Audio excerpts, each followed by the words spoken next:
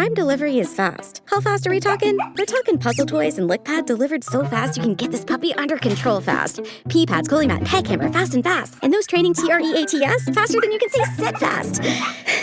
Fast, free delivery. It's on Prime.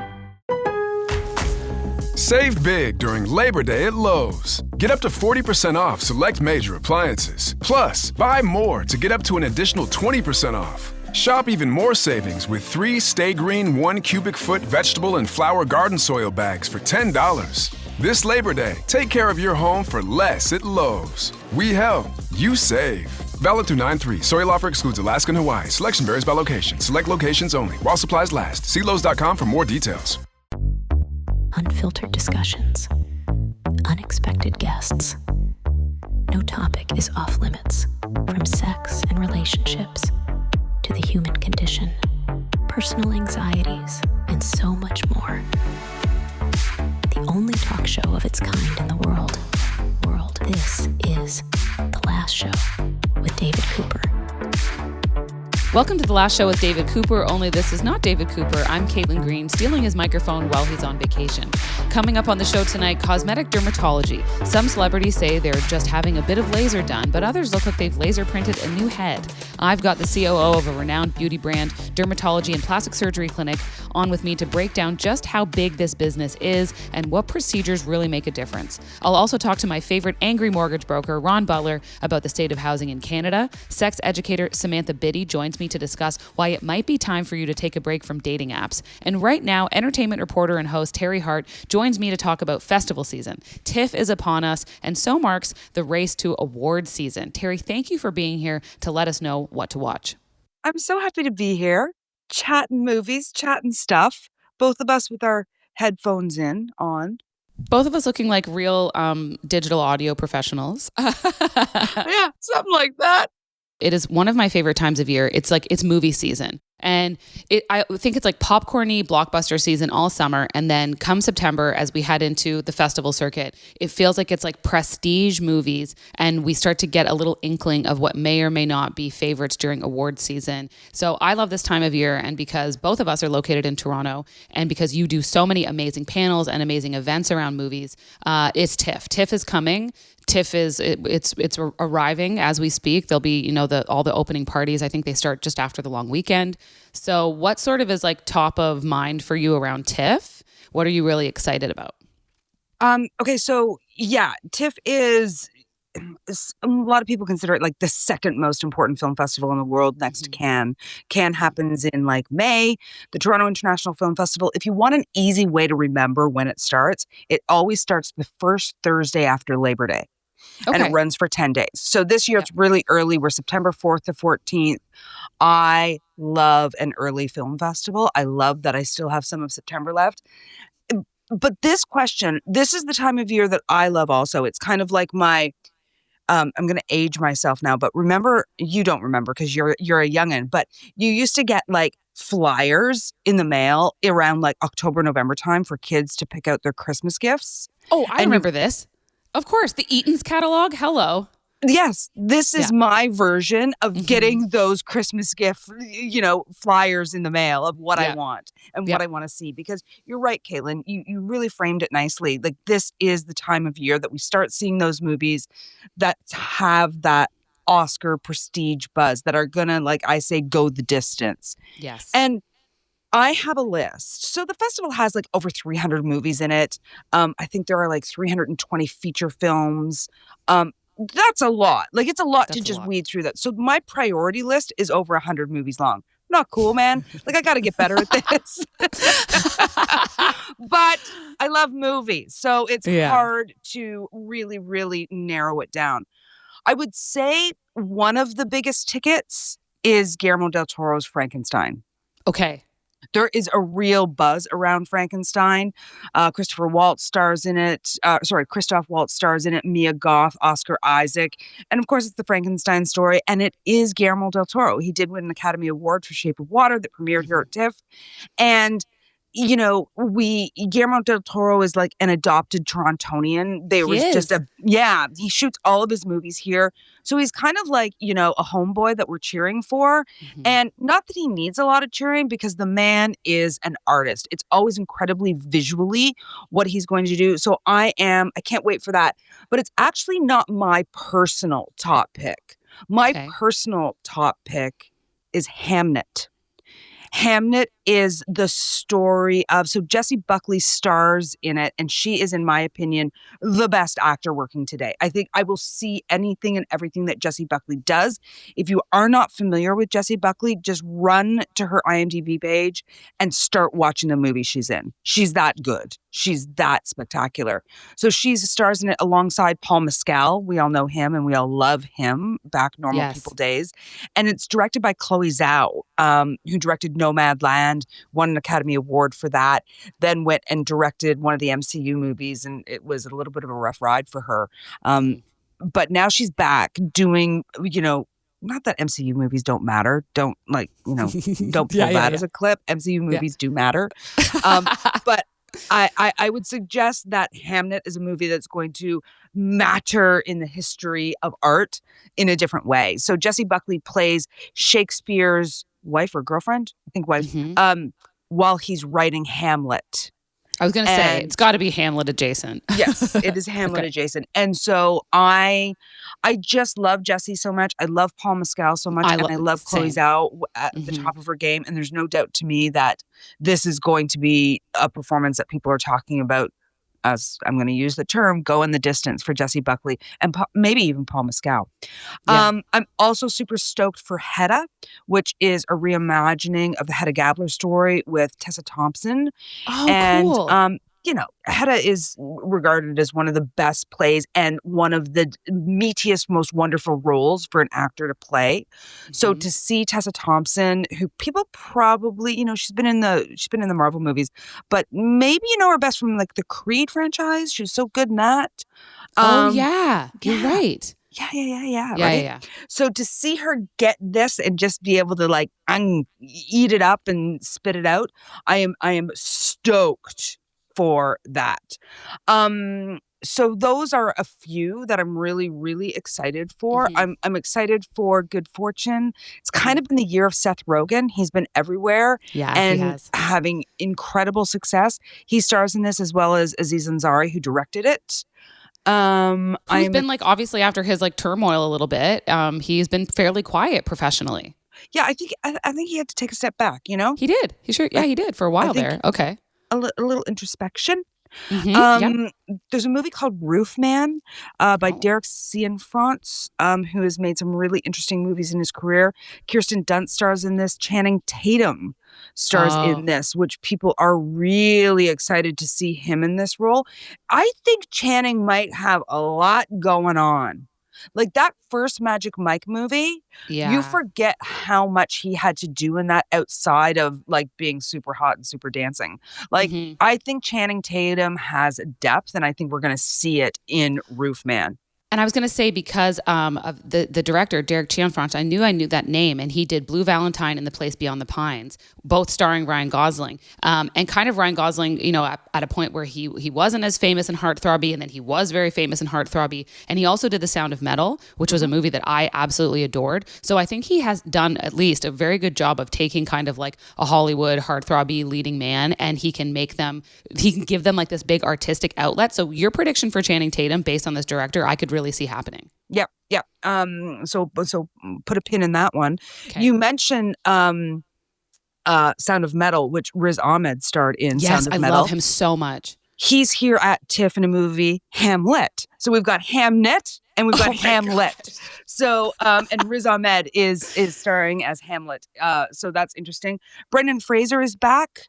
Okay. He's in a movie called Rental Family, and it is directed by Hikari, who directed, remember that series that really took off and had everybody talking beef?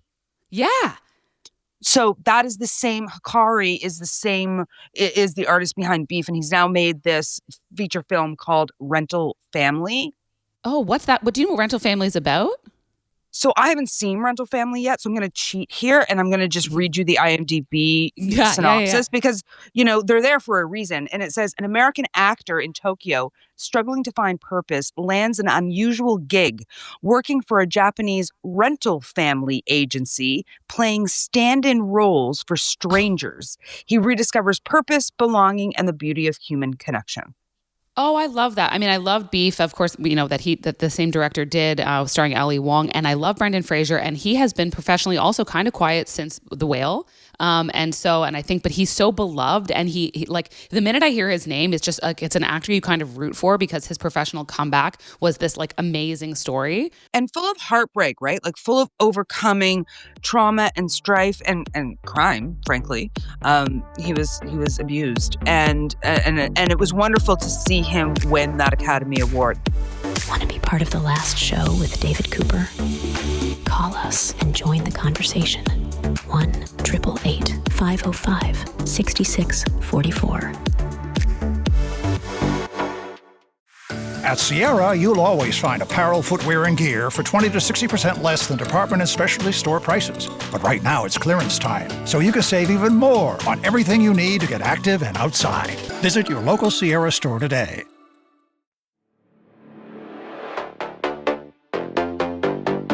The only talk show with an introduction that mentions its own introduction. And that's happening right now in this introduction. The Last Show with David Cooper. Begging for a mention. Yeah, you just want attention. Something else that I think could sneak up on everybody, I don't know. It's a movie called Bad Apples with Saoirse Ronan. She's another one that I will, again, stand in a rainy lineup outside to see her. She is that good. And this sounds like, I don't know if I'm in my dark comedy era or if movies are just, I don't know. Movies are in their dark comedy era. This is really having a comeback. Studios are paying for it, and big names are starring in dark comedies. So there's no shortage of them on my watch list. If you want to hear dark comedy, look at Bad Apples, because I am telling you, this is like black comedy. And Saoirse Ronan, I think, can pull off anything. So this is about a struggling primary school teacher begins to make some questionable decisions after one of her students is injured. Now, what I know about this movie, I haven't seen it yet, Caitlin, but what I know about this movie is this student is a disruptor. He's a problem child. He's got behavioral issues, and he disrupts the class all the time. And she ends up kidnapping him and keeping... Oh my gosh. And the fact is, she gets support from this because he's such a challenging person that everybody is better off with him not being in the classroom. And you know what's interesting? I'm seeing a lot more of these dark comedies told around a strong female lead and kind of like playing to some of the emotional labor that women do. And, I thought about this in the context of Amy Adams, that movie, Night Bitch that came out. There's another one that grabbed my attention that I watched the trailer for called If I Had Legs, I'd Kick You. And it's starring Rose Byrne, another person who, like you said, I would wait in the rain in line to see just about anything she does. She's so good with Seth Rogen in their Apple series Platonic. And the synopsis for this movie was that with her life crashing down around her, Linda, Rose Byrne, tries to navigate her daughter's mysterious illness, her absent husband, a missing person, and an increasingly hostile relationship with her therapist, who is played perfectly, at least in the clips I've seen, by Conan O'Brien. I mean, and so I think there's a lot of momentum behind this type of content from studios right now. And thank goodness, because what is 2025 if not a dark comedy? Well, and I'll tell you what this is about is seeing more and more female directors telling female stories. There has been talk of this for, how long. There have only been, I think, 4 women who have won the Academy Award for Best Director since its inception. I might be wrong on that number, but I'm close. It's woefully pathetic. And finally, we're seeing more and more diversity of stories being told because more people are getting the opportunity to make movies, because people are demanding it. People are saying it's time.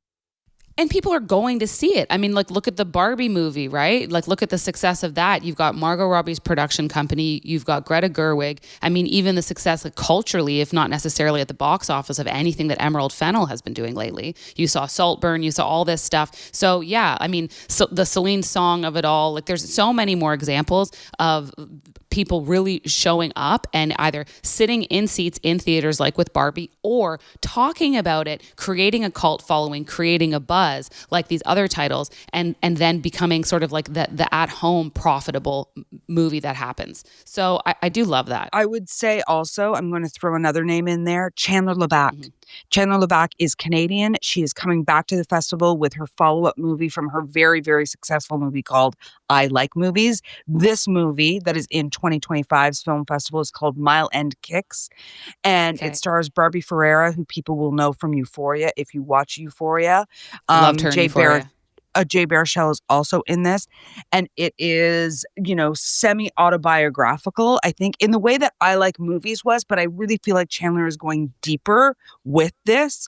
She plays, the story's about a early 20-something music critic who leaves Toronto and goes to Montreal for the summer, and, her experience with her career and her love life and her sex life, and I cannot wait for this movie. I think Chandler LeBac is one of the most talented filmmakers we have coming out of this country right now. So run and see that movie. And another Canadian movie that I think is going to light up people's lives is Nirvana, the band, the show, the movie.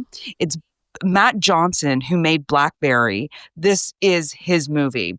And there was a show called Nirvana, the band, the show, like about a made-up band called Nirvana. They just called themselves Nirvana. Yeah, it was kind of like a mockumentary. And now they've made a movie about it, and it blew up at South by Southwest, which was the same release pattern that they used for Blackberry. And so this works for Matt. So the two filmmakers that I really think are highlighting kind of the next generation of Canadian filmmakers are Matt Johnson and Chandler LeBac. And I think because of the glow up for Canadian movies after Blackberry, I think we're seeing a couple movies out there like Outstanding and Little Lorraine, two movies that are based on real events that happened in Canada. Outstanding is kind of a biopic about the first woman infantry officer. It's very, very good. And also Little Lorraine is based on a true story of a 1986 drug ring in New Brunswick. Oh my gosh. Really fantastic performances by Stephen McHattie and Stephen Amell. So lots of Canadian stuff that people should be seeing. I was going to say too. The Canadian thing that I feel like everyone's like also really talking about, at least on social, of course, because it involves Drake, is the Degrassi documentary. The Degrassi Whatever It Takes documentary. I mean, the second you see him in it, sitting on camera in his Bridle Path mansion, like Canadians' palates were ready. Yeah, and it's, it's obviously a huge get that he participated in this doc, and it says something. 100%. Another doc, the Lilith Fair documentary. Yeah, and that's great because that is, again, like such a, like Degrassi, the great thing about it is while they did have sort of like the next generation and all that, like it really captures a moment in time. Yeah. And I think that Lilith Fair was such a moment in time and an easily accessible memory for so many people who remember pop culture at that time, that you're happy to revisit it and get the stories behind it and to know what a huge momentous thing it was to have that many women on one festival billing. Like groundbreaking stuff from Sarah McLachlan. The impact that tour, that the years of that tour had on how radio stations play female artists. Before Lilith Fair, they would not play two female artists back to back. Can you imagine like living in a time that you're not playing Olivia Rodrigo and Taylor Swift back to back? Can you imagine? And we could go on and on and on. That is all Sarah frickin' McLachlan. Another movie that's at TIFF that I would be remiss if I didn't mention that I think a lot of people are talking is going to, we mentioned that Channing Tatum, does he have depth? Can he do it? You know who else? The Rock. The Rock is in a movie called The Smashing Machine, and it's a story of mixed martial arts and UFC champion Mark Kerr. So we have that, and we have Sydney Sweeney in Christie, which is the story of a female either wrestler or boxer. I forget right now. But so, Oh yeah. and people are saying that's been like everyone's saying it's like her turn to be ugly kind of thing. Yeah, Oscar for The Rock. I think he's gonna make us start calling him Dwayne. Oh, well, you know what, Dwayne, we'll love you anyways. Teri Hart, thank you so much for joining me and breaking down everything. And I hope that, people will appreciate TIFF for the huge standout success story it is for like the Canadian entertainment industry. It really does set the tone for festival season. It's such an important marker for business. And if you want to go star sighting in Toronto and you live in the city, it is like the one time of year where you'll see, Ethan Hawke co-hosting an event with Baz Luhrmann at the Four Seasons, just like walk around Yorkville with a coffee or even downtown. Yeah, it's and downtown it is like that now. It's way more like Princess of Wales, the TIFF Lightbox, all that King Street, Festival Street, they call it the Scotiabank. That's the hub of the festival now. It's such a fun vibe. I really do feel like I get excited for the city. I don't get excited for anyone who's trying to book a hotel here or pay for an Uber surcharge. But I digress. But again, thank you so much, Teri. Entertainment reporter Teri Hart. You can catch her on Commotion on CBC. You can catch her on Super Channel. You can follow her on social media. She's the best. Thank you again. Thanks, Caitlin. Want to be part of The Last Show with David Cooper? Call us and join the conversation. 1-888-505-6644. At Blinds.com, it's not just about window treatments. It's about you, your style, your space, your way. Whether you DIY or want the pros to handle it all, you'll have the confidence of knowing it's done right. From free expert design help to our 100% satisfaction guarantee, everything we do is made to fit your life and your windows. Because at Blinds.com, the only thing we treat better than windows is you. Shop Blinds.com Labor Day Mega Sale happening now. Save up to 50% site-wide plus a free measure. Rules and restrictions may apply. The Last Show with David Cooper, where we utilize non-linear reverse, inverse, backward thinking protocols. It sounds like this. Welcome back to The Last Show. I'm Caitlin Green, in for David Cooper. I am joined by Elisabeth Lista. She's the Chief Operating Officer at the Plastic Surgery Clinic, MD Beauty Clinic, and Miracle 10 Skincare. And she is here to inform and delight us about all things beauty, from cosmetic dermatology to who is having what procedure done, what is trending on TikTok, all of it. So I'm thrilled to have an expert here to break things down. Thank you, Elisabeth. Thanks for having me, Caitlin. I always find this number kind of funny. So this was a big research study that was done, and it said that the global aesthetic medicine market was valued at around $82 billion US. That was in 2023, and was supposed to be $143 billion by 2030. So I know like sometimes I go on, or I'll talk about like Kris Jenner's facelift or whatever story is like trending.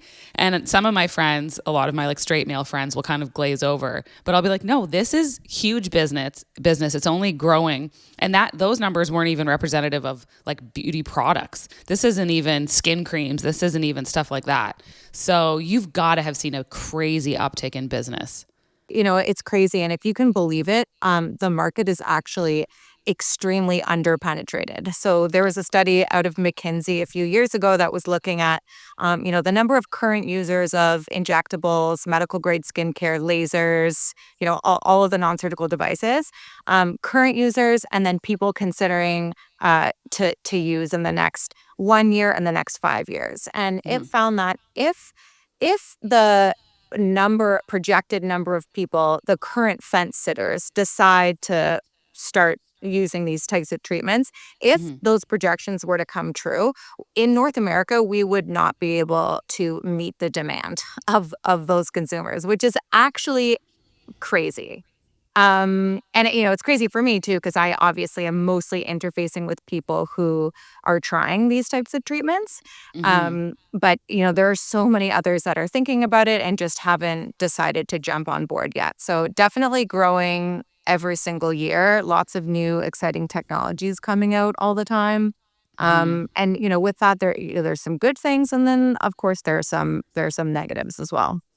Yeah, I mean, obviously, with the increase in demand, you're going to have more and more people rushing to be part of the market, and I do think that's really why you should spend some time researching, go to a place that's reputable. You guys obviously specialize not only in like beauty and cosmetic dermatology, but you have surgeons, right? And so I was thinking, if you're don't use a Groupon to get something done to your face. I mean, that I think is really where the horror stories start to come out, and it can scare people away from treatments that maybe they are naturally interested in. But then, you have a friend who goes to like a Botox party and they come out with their eyebrows all of a sudden at the top of their forehead, and you're like, never mind, I'm not going to do this myself. Yeah, I think that's where we on the plastic surgery side of the business, we see the most issues is when someone has been going to an injector who might be doing their Botox really well.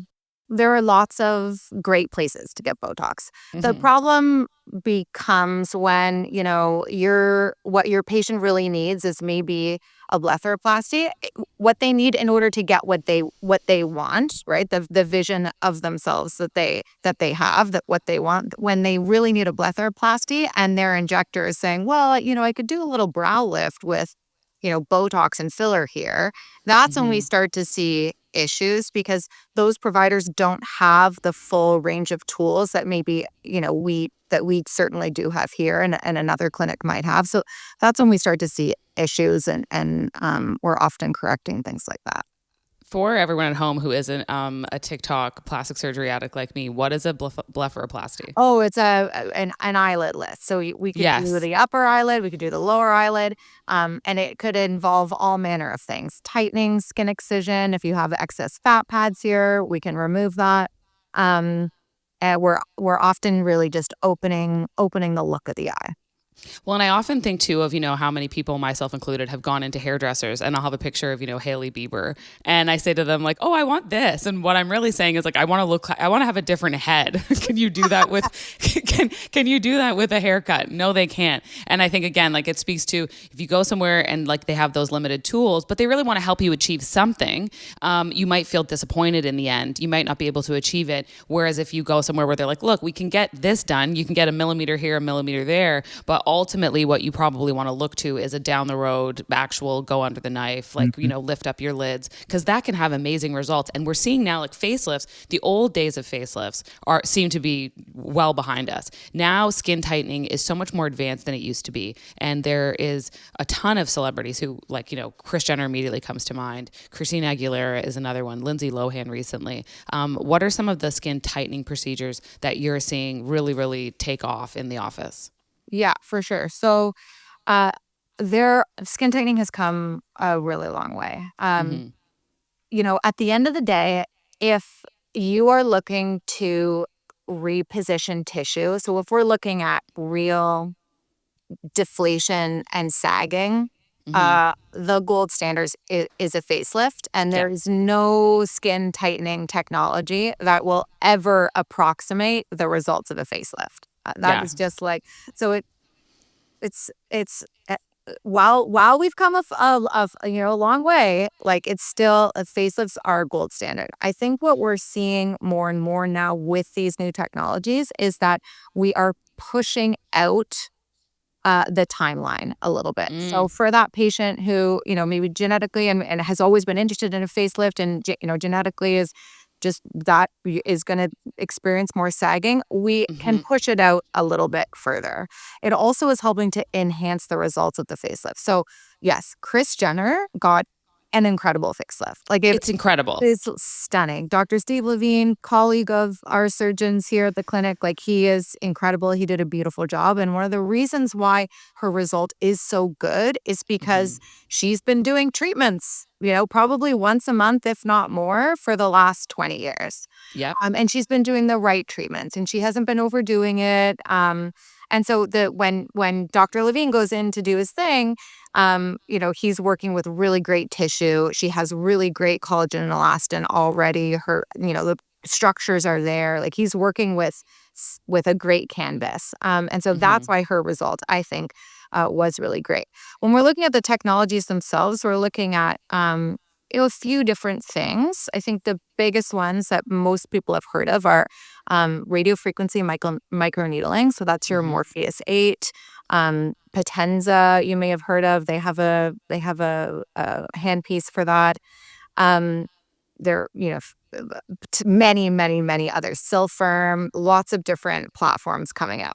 And then you have your biostimulators, Sculptra, Radius. They're all working at kind of different levels. And they all require maintenance. So they all require multiple treatments. They require maintenance. Some patients are going to benefit from combining these types of treatments. There is no single one thing on the non-surgical side that is really going to do what you need it to do when it comes to skin tightening. Well, so that's what I was going to ask you about, to your point about like the age range, because you're saying, some of these treatments, you're going to delay a facelift. If that's something you're interested in, or that's the end game for you. But a lot of these treatments that you're going to have that are non-surgical will delay that a bit. So what's kind of like an optimal age range to look for if you are interested in getting a facelift or you're interested in having any kind of surgery? It's probably somewhere between the ages of 50 and 80. Okay. But like not younger than 50, ideally. Ideally. Depends on the individual, of course. We are seeing people who are interested in facelifts getting, like, the starting range is getting older and older, typically because they are exploring all of these other interventions earlier, right? So they're trying Sculptra, they're doing facials, they're doing high quality skincare, they're doing maybe some of these energy-based devices, right? So their skin is looking pretty good. From time to time, you have people coming in who, the lifestyle factors have, kickstarted the signs of aging a little bit earlier. We are seeing a bit more people coming in with pictures of, Kendall Jenner saying, she clearly had a brow lift, like, I need a brow lift. And it's like, no, you don't. My guest has been Elisabeth Lista, Chief Operating Officer at the Plastic Surgery Clinic, MD Beauty Clinic, and Miracle 10 Skincare, who is going to come back with the shocking real-life story of how Botox gets made. Want to be part of the last show with David Cooper? Call us and join the conversation. 1-888-505-6644. Does it ever feel like you're a marketing professional just speaking into the void? Well, with LinkedIn ads, you can know you're reaching the right decision makers. You can even target buyers by job title, industry, company, seniority, skills. Wait, did I say job title yet? Get started today and see how you can avoid the void and reach the right buyers with LinkedIn ads. We'll even give you a $100 credit on your next campaign. Get started at linkedin.com/results. Terms and conditions apply. Your above-average intelligence brought you here. It deserves above-average absurdity. This is The Last Show with David Cooper. Welcome back to The Last Show. I'm Caitlin Green, in for David Cooper, and you can't tell on radio, but I suffer from a common medical condition called aging like milk. So I wanted to speak to someone who can help me and anyone else suffering from this serious condition. Please welcome back the COO of the Plastic Surgery Clinic, MD Beauty Clinic, and Miracle 10 Skincare, the queen of creams with glass skin herself, Elisabeth Lista. Thank you for being here. Thanks for having me, Caitlin. Also, to say nothing of one of the simplest things you can do to improve the appearance of your skin, SPF. I mean, the language around this has really changed it. I think it started with that viral speech of like, wear sunscreen. I think, remember that back in the day? Yeah. Yeah. They turned it into like a random dance song at one point. But yeah, so that I remember that kicking things off a bit. And I grew up in a generation where I went to tanning salons. No. When I watched like MTV Cribs do a tour of Britney Spears' bus and she had a tanning bed on her bus, I thought that is as good as it gets. And I wanted to look like I just got off of a beach year round. And now I am slathered in SPF 50 whenever I leave the house. I wear a sun hat. I stick to the shade. You do what you can. And man, must that have improved things from what you guys used to see in the office to today. For sure. I think people still profoundly underestimate how powerful the sun is. I think people take sun protection more seriously than they did when you and I were young, but they still don't take it seriously enough. And now you have these I don't know what's going on, but there's these people on TikTok saying, no, what you really need is to develop your sun callus. And the sun is like this light-giving force. Yes, it is. We need it. With sunscreen's bad for you. These chemicals are bad for you. And it's just like, oh my God, what is the world coming to? No. It is in my best interest, being in this industry, to tell you to not use sunscreen, because then there's way more stuff for me to be able to do to you. The reality is, like, sunscreen is your number one protection against the signs of early aging, and also for cancer. Like, it's just, there is no use or point in not being absolutely religious about sunscreen.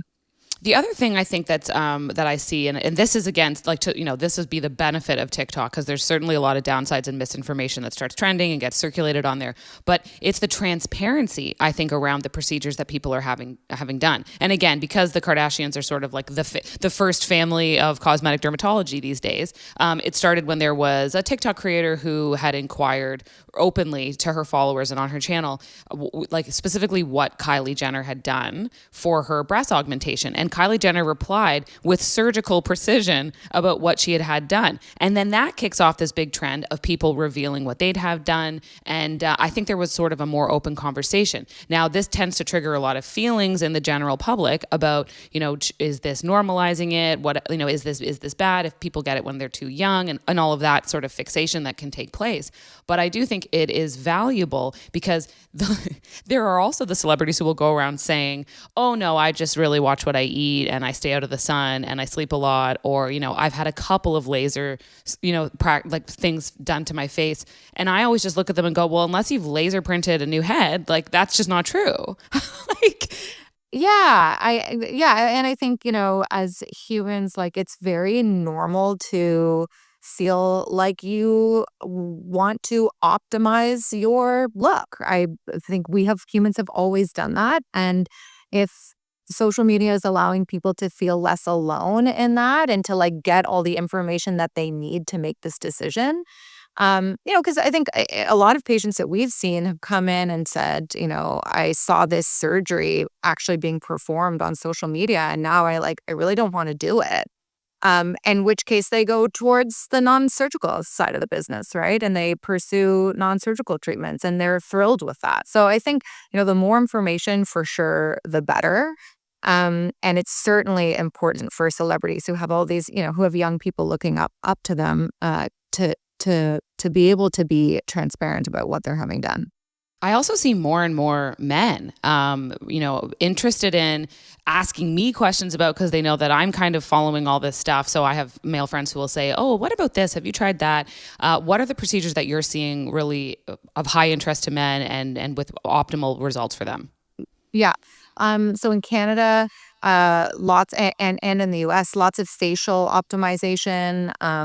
So lots of, injectables.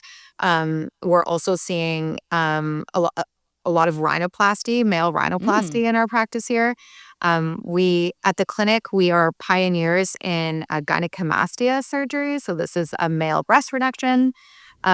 We do a lot of that. We do a lot of circumferential liposuction, tummy tucks in men. We're seeing lots of patients who have lost, 50 to, 150 pounds, and are left with, an excess amount of skin, which really becomes, a health issue. They're a lot of discomfort around the excess, like true physical discomfort around having that excess skin.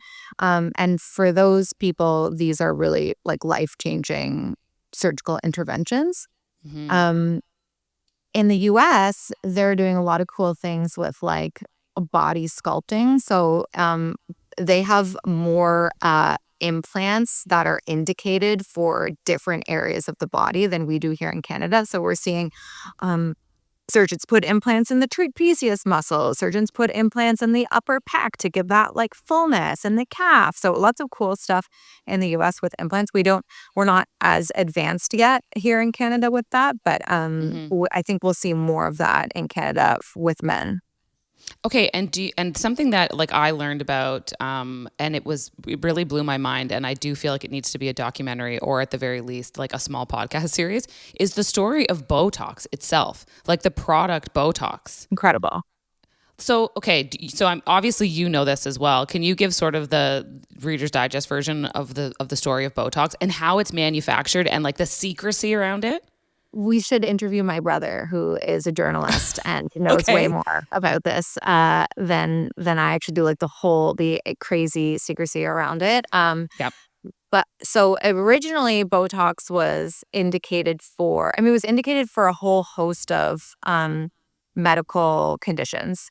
And there was actually a Canadian doctor who Yeah. was injecting it, Dr. Carruthers, who was injecting it in for type of eye condition that Like muscle spasms?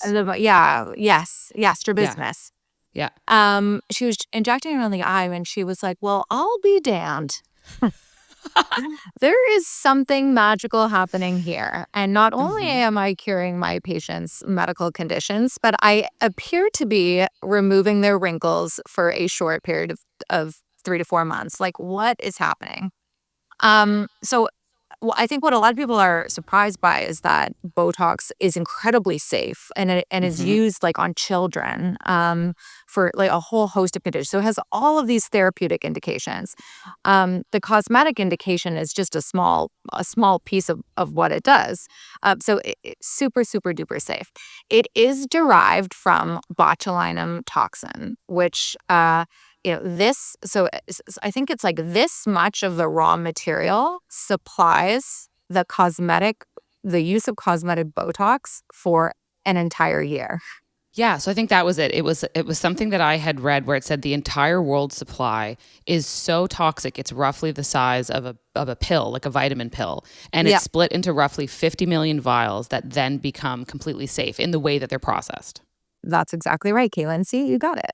The other piece of it is that because this one pill, this small little thing that becomes then processed into the world supply for a whole year, because it's so toxic, in the event that it fell into the wrong hands and made it into a water supply, God forbid, it would be terrible. It's like the world's greatest chemical weapon. Okay, this has been wildly informative. Again, truly one of my favorite things to talk about. I could talk to you for 2 hours.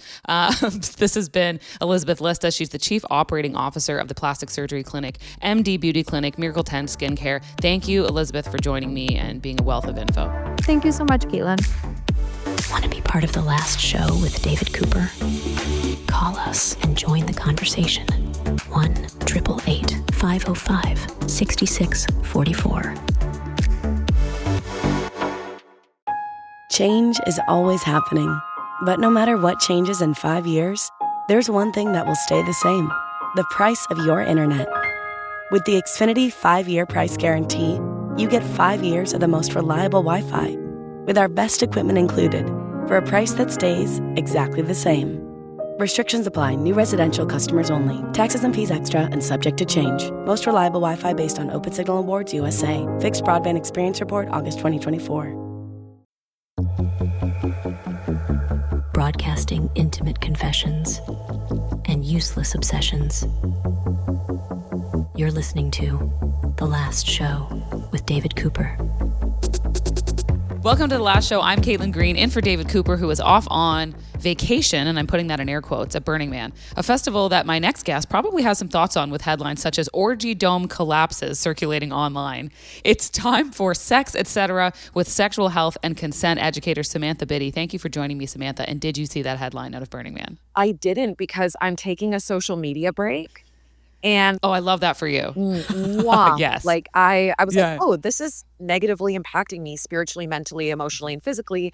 I'm going to take a little pause. I still engage with the news. Like I find that when I take social media breaks, I still want to feel engaged, but I do it in a longer form content kind of way as opposed to being bombarded. So I did in fact miss the Burning Man orgy dome collapse news. Can you tell me a little bit more about that? Is it the physical collapse? Is it the vibes collapse? Like what happens? No, well, I'm sure a vibes collapsed followed the physical collapse of said orgy dome, but it was definitely the headline maker I saw out of the festival this year, and people on TikTok were sharing videos of what this tent structure looked like. It was sort of like a bunch of, I want to say, technical fabric yurts kind of shoved together. David, he was boots on the ground reporting from Burning Man on the show yesterday. And I said that I described it that way. And he said, that's way too nice of a description. It was like a bunch of Walmart tents that had been like cobbled together. And the other thing that I found interesting about this is that people line up outside of said orgy dome and to get in because they have to be sort of given the rules. So to me, they're in the middle of a windstorm, which is what caused the orgy dome to collapse. Ooh. So you're in the middle of a windstorm in the Nevada desert, waiting in a line to be told the rules about the orgy dome before you go in, and then it collapses on you. And it's mayhem. Like the footage of a bunch of sort of like air mattresses or other sort of indistinguishable structures just covered in dust and people asking other camps for help rebuilding the orgy dome. I think that there was actually some effort amongst attendees to help them rebuild. I don't know if they're back in action yet, so to speak. Well, as I've always said, like, the orgy is where the heart is, right? If you're going to be fucking in the desert, like, is it that deep? Like, do we need to have and also I just want to name Walmart, not a sponsor of this show. Yeah, not brought to you by. Not brought to you by. We don't know the origin, just liability part. We do not know the origins of the orgy dome structure. Yeah, don't sue us. I love the idea of David boots on the ground, hard-hitting reporting. I am curious. I look forward to hearing the follow-up of where were you when the orgy dome collapsed? Look, like, I have so many thoughts, feelings, questions, and concerns about sex in party spaces. It's something I speak about a lot. It's something that I talk about a lot as a consent educator, as a sober person, as someone who's part of various sex communities. You want to put it that way. And so, but the takeaway from that for me was I love that there was like a line to hear the kind of, the protocols, the conventional behaviors, the acceptable behaviors in the orgy dome. Like, I'm sorry for any, articles that were lost in this tragedy. I'm just picturing like sex toys strewn, like lubed up, like tent, like just chaos and negativity. And you're trying to have a nice time. You're just trying to have a romantic evening in the desert, and then a windstorm comes. And I mean, you would think, and we've joked on the show with our UK correspondent, Tony Five, many times about the fact that there's dust in places where David would never have had dust before. And I was like, to say nothing of the people who attended the orgy dome. So I hope they're back in action. I'm sure they've figured out various workarounds. We'll get the full update from David. He is running the radio station there, and they did come to the radio station to ask for help in rebuilding. So the rebuild efforts are underway. I don't think he was directly involved. Like, I can't imagine he's out there with a hammer and a screwdriver, but maybe, like, stranger things have happened. Absolutely. And I also have questions like, what's the capacity in the orgy dome? Like, how do we determine this? Like, what really impacted the structural integrity of the orgy dome? And I also can't think of anything worse at this big age of mine. Like, personally, like, I'm old. Having sex on an air mattress with multiple, I can barely have multi-partnered sex in my like existing bed structure that is like of sound. It's vintage, so it's like sturdy, and I'm still just like, there's challenges, there's obstacles. And and I mean, maybe that sounds judgmental or sex negative. That's not my intention. I'm just like, to each their own for their orgy needs. But it makes me think of, so I'm a big baseball fan. I was not expecting that tie-in, but here we are. We are. Okay. That's the charm of me. If you stay around here long enough, you'll learn this about me. But I'm a huge Major League Baseball fan. And over the course of the off season, the Tampa Bay Rays, their stadium was destroyed during the hurricanes that they had there in Florida because their stadium was kind of a piece of, respectfully, their dome structure was very much similar to what it sounds like the Burning Man orgy tent was. Orgy dome, trademark. And the hurricane tore up this baseball stadium. And when you saw the baseball stadium after the fact, it was just like shards of, tent type materials. And it was like, that's what was holding up your roof. Like, it's just so, all this to say, that's the connection that I made in my mind. I'm picturing the Orgy Dome similar to Tropicana Field. Well, an even less appropriate thing that came to mind for me was the footage that regularly goes viral of children's bouncy castles blowing away in the wind. Oh. Because I've seen them, and like the ones I've seen, like thankfully were empty, but it would be like the purveyor is setting up shop, and then they get caught in gusts of wind, and they think that they've secured it to the ground, and there goes the whole tent, and the kid's birthday party is over because it is kilometers away.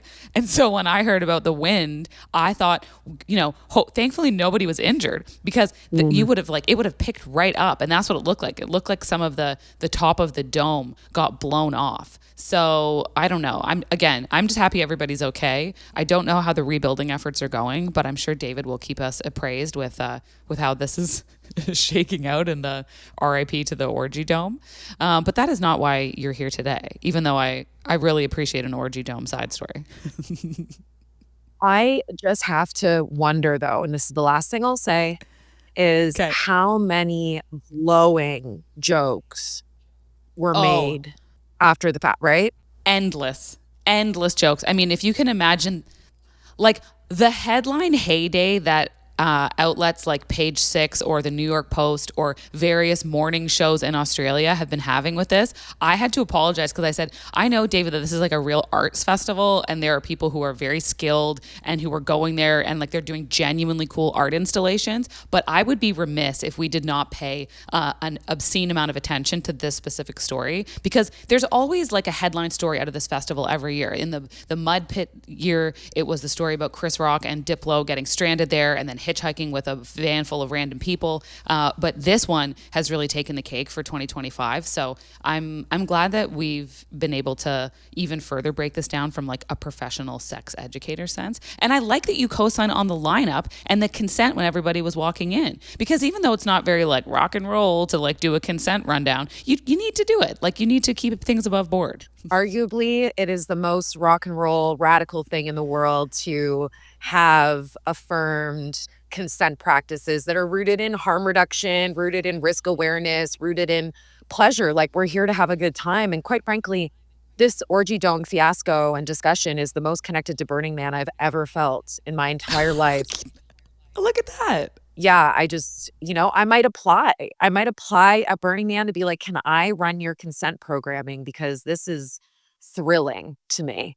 Okay, my guest is sexual health and consent educator Samantha Bitty. We are going to be right back, of course, to talk about even more sex news that doesn't involve orgy domes. Want to be part of the last show with David Cooper? Call us and join the conversation. 1-888-505-6644. This episode is brought to you by State Farm. Checking off the boxes on your to-do list is a great feeling. And when it comes to checking off coverage, a State Farm agent can help you choose an option that's right for you. Whether you prefer talking in person, on the phone, or using the award-winning app, it's nice knowing you have help finding coverage that best fits your needs. Like a good neighbor, State Farm is there. Smart, sharp, and slightly unhinged. Late Night's Fresh Perspective. The Last Show with David Cooper. Welcome back to The Last Show. I'm Caitlin Green, in for David Cooper. Here to join me with Sex, Etc. is sexual health and consent educator Samantha Bitty. And we will not continue to talk about the trending orgy domes at Burning Man. I, of course, have you here to discuss also real things.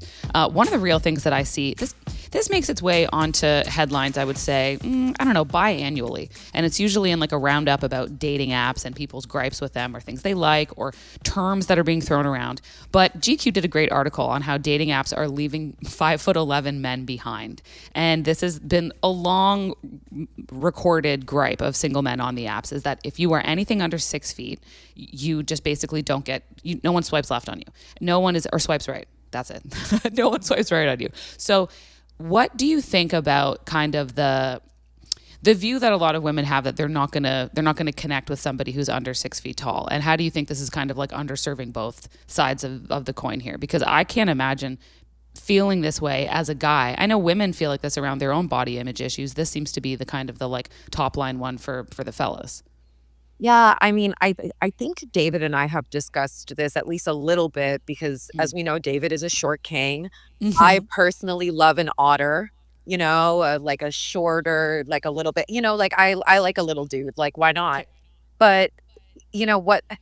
The thing that I observe, just in my own dating app experiences, as well as what I hear from folks, both men, women, gender non-binary people, this idea about height, is, as you said, a major gripe. And a lot of people's bios, a lot of men's bios will have their height, whether it's above 6 feet or not.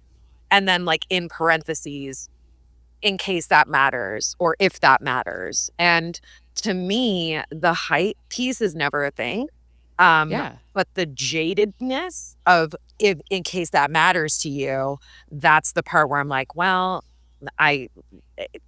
you obviously are resentful. And as someone in a body that is constantly regulated and policed and determined as desirable or not based on how the wind blows, no reference to Orgy Dome, that like I understand being resentful about that, about something I can't control being a determining factor where I've now been eliminated as a dating prospect. However, none of us are entitled to anyone. None of us are entitled to anyone. And if it can be lonely when we're not fitting into whatever is considered sexy or beautiful at the time, but this has been true forever. This is true of white supremacy. This is true of Eurocentric beauty standards. This is true of fat phobia. There, and we can use all kind of language to cloak what it is that we're saying about what we find desirable.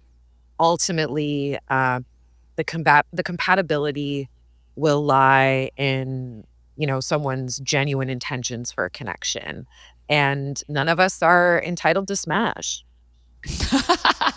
That's a great, because you've tapped into something that I think always frustrated me as well, which was another term called being friend zoned. And for a long time, it was like people who were saying, oh, I got friend zoned. And I was like, yeah, but you're not entitled to, like sort of that sexual connection with someone at all times just because you've put in the effort of getting to know them. Like that's such a dark truth about that individual person, that they see no value in spending time getting to know someone, connecting with them, hearing about their life. And then if it doesn't end up as more than friends, you think that there's some sort of a massive loss that's happened, and you vilify them as being like difficult or cold in some way. And you've also then categorized yourself as some sort of imagined loser. Like you're right, this speaks to like the whole language around this. And it's why a lot of these like dating terms around these dating sites kind of bugs me, because it all becomes like a little bit glib and like a little bit on the nose.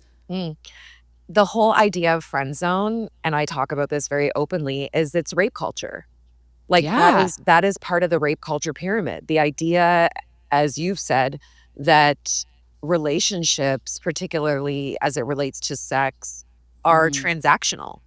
Like, oh, I've put in a certain amount of investment. I've also been deceptive about my intentions with you. Precisely.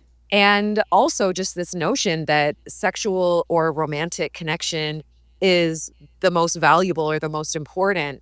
And it's the same reason I push back against the idea of like looking for an FWB, looking for a friends with benefits.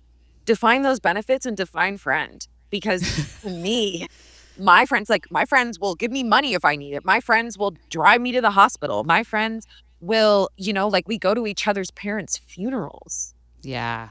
So we don't need to do anything. I invite people to challenge their idea of what a dating app is for.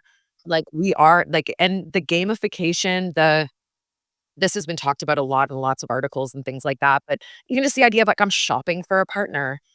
Yeah. And I also think like bring some truth to your profile, because to your point about what if that matters to you says about this person's experience, they're probably jaded. They're coming in with like a bit of a negative portion of their story around their height. Like, you can just say how tall you are. The other thing is, a lot of people now lie about this. And this is another thing that happens on all these dating apps. And, you know, women do it too. They can post heavily filtered photos of themselves, so they present differently and they present as more appealing. And then men will lie about their height, and then they show up on a date and the woman says, oh, they're not actually over 6 feet tall. Like, it's this whole thing that is kind of like reducing people to their bodies. And I guess, like, because I'm no professional, what I ultimately always say is, it's just like, this is not hot. This is not like a hot way to go about your life. I don't think it's like rooted in confidence or feeling emotionally regulated. And it certainly isn't rooted in caring for somebody else, which is like kind of how you want to feel in that intimate relationship.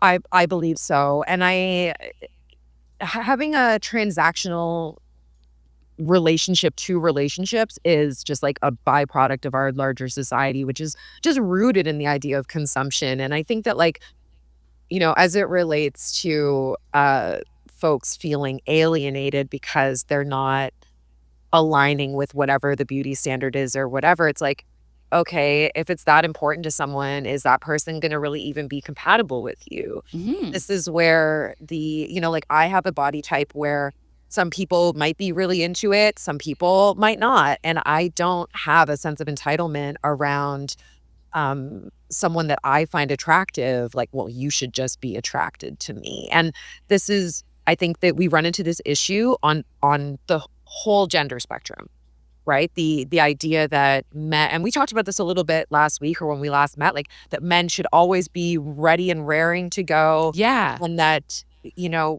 women are for consumption in some way. Like, it's just, why I would love for people to be people. And when they're writing in their dating app, writing it from a place of what's true, as you said, like, and sometimes somebody might say something where I'm like, that's 100% not what I'm looking for, but at least you're being upfront about what you're available for. And there are so many ways that we can show that we are jaded and disgruntled with a dating app. But definitely for me, when I see certain languaging of things, even if I think someone's super hot, I might be like, I don't really want to audition for this person. I don't want to enter into some sort of dynamic where they feel entitled to me or I feel entitled to them. So yeah, and you don't want to get stuck in sort of like the hamster wheel of having to disprove their beliefs about how bad dating culture is. Like, you're not the one to come in here and be like, oh yeah, well, I'm going to be the like knight in shining armor and I'm going to be the right one and save you from all of this like darkness of online dating. It's like, that's a heavy load to go into a first meeting with. Like, that's just not a very fun place to start. It's not sexy. It's not fun. And I think that because we have such a consumption-oriented nature around dating, we forget that it's about fun. So when it stops feeling fun, it's time to take a break. And I take breaks and I resent it too. Like, I want to have sex, but I just have to reconcile with the circumstances. And that's what those are. This has been your dating app PSA from Samantha Bitty. I love that. I'm going to actually tell a bunch of my girlfriends when they start sending me screenshots of like the dark bios that they're getting and how frustrating it is, that instead of making this mirrored in your own bio, you maybe just need to delete the app because it could be time for a break. So thank you so much, Samantha Bitty. She is a sexual health and consent educator. This has been Sex Etc. What a joy speaking to you again. Thank you. Want to be part of the last show with David Cooper? Call us and join the conversation. 1-888-505-6644. Class is now in session, and the UPS store is here to help you ace arriving on campus. Our certified packing experts can pack everything you need, from desktops to decor.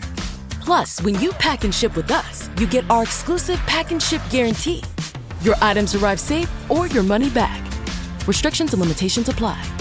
To get a 20% off packing coupon and for full details, visit theupsstore.com/packing. Don't let them tell you you have to change. Just because you feel a little strange. Breaking down today's chaos with tomorrow's headlines. The Last Show with David Cooper. Welcome back to The Last Show. I'm Caitlin Green in for David Cooper, and here's a sentence I never thought I'd say. There's a mortgage broker on Instagram that is one of the most entertaining accounts you'll ever follow. His name is Ron Butler. He's usually spitting hot fire over news in the housing and finance markets, but also with stories about everyday people getting ripped off and struggling with real financial issues. And he's taking a break from swearing on social to hopefully not swear on radio. Ron, thank you so much for joining me today. It's like I'm a puppy who's housebroken. Like if it's radio, I know how to behave. Like I'm fine. You'd be surprised though, like my years, because before this, I was in morning radio in Toronto for 14 years. Like the number of times that someone comes on the show and forgets that they're on the air and then they swear. I think it speaks to the intimate nature of having a conversation on radio. But yeah, a couple F-bombs have been dropped in my experience on radio. So I appreciate that you can take that hat off for a minute. Oh yeah, no problem. Like to set up a little bit of a backstory on you, like what compelled you to start like hitting record and having the phone face you and saying like, I'm going to start putting out this content on social? Because I think a lot of people struggle with that and they might have stuff that they want to put out there, but they don't do it. Well, like everything else, it's a sheer accident. Like I'm 68 years old and I had stayed off of social media for my entire life until about, 5 or 6, maybe 7 years ago. I discovered Twitter. It was called Twitter then. So then I saw some things that made me mad and some things I wanted to respond to. So I got a Twitter account. And then it literally just grew from there like a weed. Okay. Then people in my staff, Twitter was kind of interesting. And then people in my staff in my office said, you should get on Instagram. I said, no, I don't want to go on Instagram. You should go on TikTok. No, I don't want to go on TikTok. You should get a YouTube channel. No, I don't want to do that. And then they just kept after me. And then the rest is history. So today we have like on all platforms, we have like between 2.7 and 3.6 million views a month. So it's people are watching. I think it's because you've the thing that social media does well, whether or not this is like the algorithm pushing it or just the desire of people. But, when someone taps into stuff that happens to everyone in their everyday life and we see it genuinely tick them off. I mean, I think of this with stand-up comedians, but just public figures in general. There is something psychologically satisfying about watching somebody put into words something that has ticked you off in your life for years. There's that. And there's also one of the worst things going on in Canada today for average human beings is that houses are unaffordable. Their lives are unaffordable. Inflation has chewed up their financial lives. And the average person isn't happy about it. They're not happy in the least. No matter what politicians try to tell them they should be happy. No matter how people say, well, you just watch too much social media. There's too much, that's why you're not happy. No, you're not happy because there's not enough paycheck left at the end of the month. That's why you're not happy. I mean, if we just be honest about it, that's what's happened in Canada for the last 10 years. Yeah, I mean, I work in media, so I get it. And we're inundated with so many statistics around home ownership and housing prices, et cetera. And so I'm trying to keep it recent. But what is the recent trending statistic about home ownership that I've seen you on your Instagram calling a disaster? Well, a big disaster is if we go back just like 35 years isn't 3,500 years. It isn't 135 years. But if we just go back 35 years, we'll go back to 1990. 43% of 30-year-olds, married couples, let's say couples who are 30, 43% of them owned a home. So now we're down to 12% in 2025. So that is radical. That is like a collapse of the ability to buy a home amongst young people. It's a complete collapse. And that comes as no surprise to anybody under 35 that that's true. But for people over 35, but particularly people in my world, the boomers, the Gen Z people, they just say, well, you're just drinking too many lattes, too many trips to Cuba. If you're just tough like us, you could get through. Actually, that's insane because in 1990, you could buy a single-family home in the far suburbs of Toronto for $210,000 in a sack of potatoes. Okay, you could not. It's like $1 million now. So there certainly hasn't been income increase of that nature. There's nothing like it. So. Yeah. And I think about too, also the bank of mom and dad that are frequently used for people who do own homes a little bit younger. There isn't sort of a lot of transparency around how they're making that happen. And a lot of them are getting help from family and friends to make this happen because it is so unaffordable. So even though it's like, some of the boomers I've heard over the years who are like, yeah, you're just eating too much avocado toast. I'm like, well, this is a problem that's going to come home to roost with you when your kids are going to need you and they're going to hit you up for some of your retirement savings to help them put down a down payment for their house. Like it all kind of, it affects everybody. It's all true. And possibly the worst thing is, even if you get some help, down payment help, even if you finally squeeze your way into that mortgage, it's going to be a big mortgage. It's going to be around a long time. You're in your mid-30s already. Will you still have a mortgage when you're 65? I mean, it's the opposite of everything that's happened in the previous 100 years in Canada, where people would pay a mortgage off in 20 or 25 years and they wouldn't have a mortgage anymore. And they started when they were in their 20s. So when they're in their 50s, they had no mortgage. I mean, that's an enormously better life. It's just a tremendously better life. A smaller mortgage makes for a better life. A smaller mortgage payment makes for a better life. You've got more money to spend on other things. You can live a reasonable life.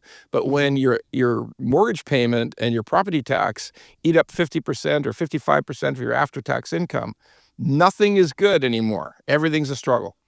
And the other thing too, and it's like the statistic that you were giving where, that was only 30 years ago. It's really not that long ago. Like, I remember this because I live in downtown Toronto and I always have.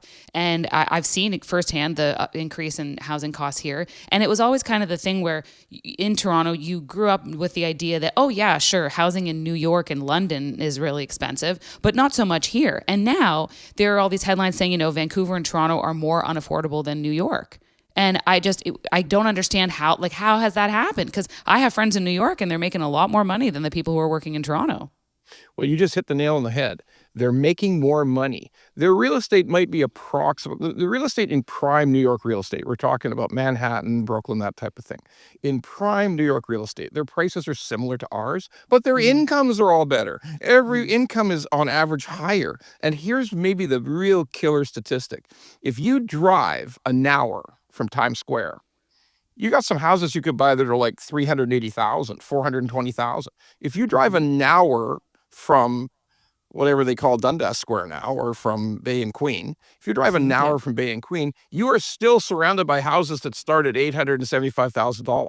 Okay? Yeah. Like, that is a big difference. That there is a virus that spread out from the center of Toronto that like places in the middle of nowhere. We just finished doing a mortgage on a house in single family home in Stouffville. 20 minutes past Stouffville, which is, for your listeners, is effectively nowhere. That is where nobody knows where you are. $1.6 million for that house in Stouffville. 15 minutes outside of Stouffville. So the totality of pricing throughout all of Ontario makes no sense and harms everyone with huge mortgages. In your purview, and you've been doing this for a long time, what do you think can reasonably be done about this? Like, what should politicians be prioritizing? Because it's been so bad for so long that I think it's creating a general feeling of hopelessness of young people thinking they're going to rent forever. And again, I'm not talking about young people who are necessarily even hard done by. These are people who are making six-figure salaries, which, spoiler alert, in Toronto doesn't get you very far anymore because of all the reasons you just outlined. Well, first of all, we have to change the attitude of the federal government about their thoughts on housing. The federal government's answer now to the housing crisis is to build what they call affordable housing. But when you're talking about affordable housing, that is a code word for rentals. So they're interested in building rentals. They're interested in building subsidized housing that support the poor, which is a good thing. It's fine. It's great. But effectively, they have abandoned the idea of home ownership for young Canadians. My guest is Ron Butler, host of the Angry Mortgage podcast, a real-life mortgage broker, of course, and I swear to you, he's worth following on Instagram at Ron Mortgage Guy if you're looking for someone as annoyed by the state of housing as you likely are. More with Ron when we come back. Want to be part of the last show with David Cooper?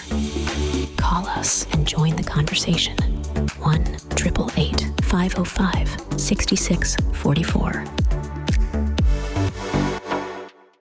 In the 70s, 4 young women were found dead. For nearly 50 years, their cases went cold. I'm Nancy Hixt, a senior crime reporter for Global News. In the season finale of Crime Beat, I share how investigators uncovered shocking evidence of a serial killer and hear exclusive interviews with the killer's family. Listen to the full season of Crime Beat early and ad-free on Amazon Music by asking Alexa to play the podcast Crime Beat. When the day is done, we're just getting started. The Last Show with David Cooper.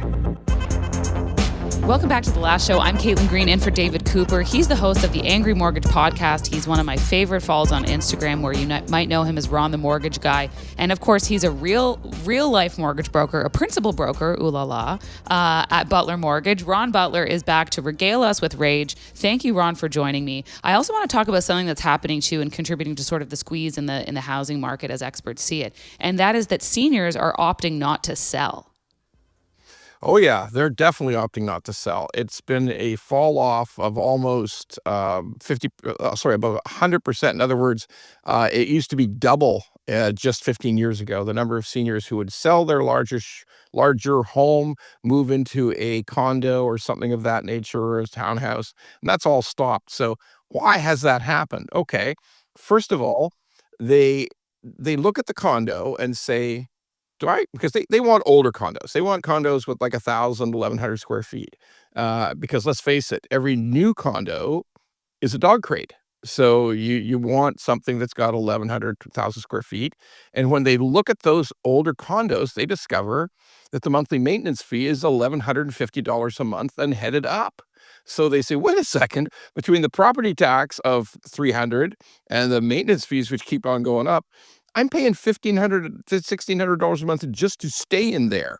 So, the taxes on my house are only like $600 a month. So I think I'll just stay in this big house. Hire a kid to cut my lawn and shovel my snow. But like this, and the price of the condo is through the roof too. So like it used to be, if we go back 20 years, there was a big difference in the price of the condo. If the older people who felt they didn't want to shovel snow, they didn't want to cut grass, they want a smaller place, their kids are gone. So they would say, yeah, this is great. I can buy this condo for $400,000, $450,000. It's comfortable. I like it. And guess what? That is now $1 million and $1,150 a month in monthly maintenance fees. And these elderly people who wouldn't mind leaving their home just say, this makes no economic sense, so I'm not going to do it. Yeah, and also too, I think people are obviously living longer and they're leading more vital lives longer, and so they're looking for kind of that in between that has sort of been taken away from them. And then what's the logic sort of to renting versus owning? Because you're pointing out a great thing about the larger condos and what their monthly maintenance fees are. Is it recommendable to anyone who's older and wants to quote unquote downsize to just rent?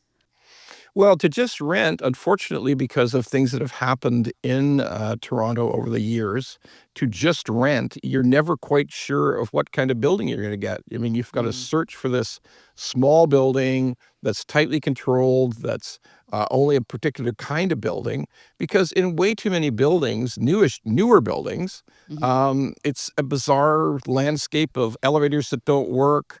It's who knows it's an Airbnb on the floor. It's just an unsatisfactory experience. To your point, years ago, just 15, 20 years ago, these people could even find a townhouse that was at a rational price that they could move into and free up the larger home for a family. But no, those prices are all through the roof too. So it's a real financial catch-22, which basically just leaves them wanting to stay in their homes. And so they are. And they are. Coming up on September 17th, the Bank of Canada is going to announce what, if anything, they're going to be doing to variable mortgage rates. What do you think they'll do? Well, we're going to have one more jobs report in early September. We had a lousy GDP report just today, bad. If we have another, which all these bad economic indicators push the Bank of Canada to another 25 basis point cut, 0.25% cut. They're going to need one more bad indicator. Like if the jobs report is just awful, 60,000 fewer jobs, like a really bad number, coupled with this lousy gross domestic product report, then I'm leaning towards a cut. But if the jobs number's neutral, here's what I know about the Bank of Canada because I've been watching them for 30 years. If they are not afraid to be late to cut. They are absolutely not afraid to be late. They're willing to wait till it's just a disaster before they cut again. So I'm sort of on the fence, 50-50. There might be a cut or there might be a hold. But I will tell you, I firmly believe the economy will deteriorate and we will see a cut this year at some point. Something I like that you do a lot of on your podcast, and you've had a recent guest on who's a lawyer. I just loved your segment with him, but it's about people who are kind of predators in this market because there are so many people who are financially vulnerable and like vulnerable in general. You have older populations in Canada now. So because housing is so expensive, you've got some businesses and lenders who pop in to say, hey, let us help you out. And one thing you highlighted on your Instagram recently is something I'd never heard about called shared equity. Can you kind of explain what this is and why people might want to reconsider someone from a shared equity company knocking on their door? Well, shared equity is just shenanigans. Shenanigans equity. It is nothing that anybody should really consider, but it sounds good on the surface. It's like, okay, I've saved up some money. I've got a down payment, but the down payment's still too small to get me the home that I want. So the shared equity company shows up and says, tell you what, I'll match you. You've got $100,000 down payment. I'll match $100,000 down payment. And then we'll get you the house you love. And guess what? You buy that house and you pay the entire mortgage cost. You pay all the property tax. You pay to fix the place up. You pay to cut the lawn. You pay all the utilities. You pay everything for the entire time you're in the house. And then at the end of it, when you're finally ready to move on, maybe 6 or 7 or 8 years, that friendly company will take half of all the money you made on the house, half of all the profit. They'll take that, they'll put that in their pocket. So it's just crazy. Like you paid the mortgage, you paid the property tax, you fixed the place up. They didn't contribute 1 red cent, but they're going to take half of the increase in the equity of the home. This idea is just shenanigans. It's about the only clean way I can describe it. Yeah, thank you, because we are on radio. No, and I think this stuff is important. Like, even if this hasn't happened directly to you, it could happen to a family member. But also, what I, again, like that you tap into is, it's just annoying to me that it happens at all. It just is annoying to me that this stuff is allowed to happen and that it further takes money away from people who are already potentially struggling enough that they're even looking to have somebody help them out with the down payment on a place. Well, look, the financialization of homeownership, or the financialization of all real estate, has been a growing trend and probably a growing negative in the real estate business for the last 20 years. There's a significant growth. It's still small, but there's been significant growth in reverse mortgages. Now, a reverse mortgage is really meant for older people, 55 and older, although interestingly enough, there's now some smaller companies, private companies, not banks, who are saying, no, we can do it at a lot of different ages. We can do it at younger ages. But the bottom line is, a reverse mortgage, you don't make the payments, but the interest rate is close to 10%. So you get not to pay. So that's a relief in your life if you're an older person. But the growth of the mortgage is spectacular because it's compounding at a high interest rate. So essentially, you won't have any equity to pass on to your kids if that was your idea. Well, that's not necessarily a bad thing. People could be childless or not like their kids. That can happen too, believe it or not. Yeah. But yeah. At the end of the day, it's the financialization of real estate to the point where somebody is doing really, really well on your real estate, and it's not necessarily you. Well, I really appreciate you shedding light on all of these things because I'm one of these people. I think that I know a little bit about money, definitely not enough. And it is a conversation that I think gets kind of like washed over. If you're also like me and you're listening to this right now and you're like not great with numbers. I just think that, following an account like yours kind of breaks it down in bite-sized chunks and does bring some of these issues to a head. It makes it shareable on social media. The number of times that I have shared your content back and forth with friends or other people who follow you, it's not low. So really appreciate you joining me. Really appreciate sort of all that you're doing on social. My guest today has been Ron Butler. Please follow him on Instagram. You can check out his podcast. He's the host of the Angry Mortgage podcast. He's Ron Mortgage Guy on Instagram. Thank you again. This has been such a pleasure. Well, thank you. I really appreciate you reaching out. That's it for The Last Show. I'm Caitlin Green, sitting in for David Cooper, and I'll be back next week to make more radio magic in his absence. If you missed anything from tonight's show or want to go back and hear it again, we are, of course, also a podcast. You can go to lastshow.pizza, not .com, or listen wherever you get your podcasts. Have a wonderful weekend, and I'll talk to you next week. New season, new chaos in college football. Let's go! Big stage, big opportunity. This Labor Day weekend, the wildness lives on ABC, ESPN, and the all-new ESPN app. What a way to start! Featuring top 10 teams like Clemson, Notre Dame, Alabama, and LSU, and Bill Belichick's debut at North Carolina. It's so special when these teams collide. Don't miss a lineup filled with electric matchups. Welcome back to college football. Kickoff week presented by Modelo. Labor Day weekend on ESPN and ABC. Also available to stream on the all-new ESPN app.